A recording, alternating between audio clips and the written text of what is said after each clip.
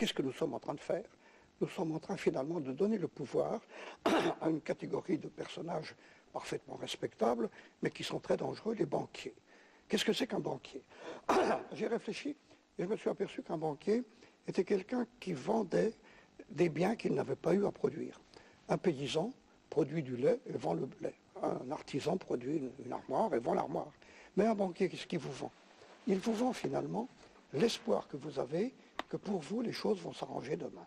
En effet, il vous prête 1000 francs aujourd'hui et vous lui rendrez 1050 francs dans un an.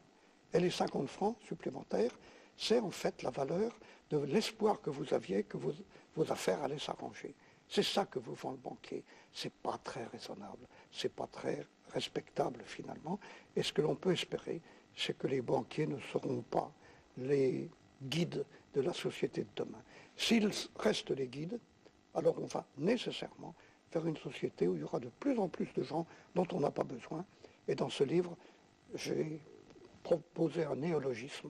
Dans ce livre, ce seront des anthros, Z-A-N-T-R-O-S. Alors, être un anthro, c'est pas possible, c'est pas acceptable. Et naturellement, quand on croit en trop, on n'a que deux solutions, le suicide ou foutre le feu à tout. J'espère qu'on va y échapper à ça. Alors l'autre perspective, l'autre petite fable que j'ai proposée, c'est la victoire de l'humanitude. L'humanitude, c'est un mot que j'ai un peu pris à Senghor qui avait parlé de la négritude. Et la négritude, c'était la richesse apportée aux hommes par les gens en peau noire. Eh bien pour moi, l'humanitude, c'est la richesse apportée aux hommes, par tous les hommes.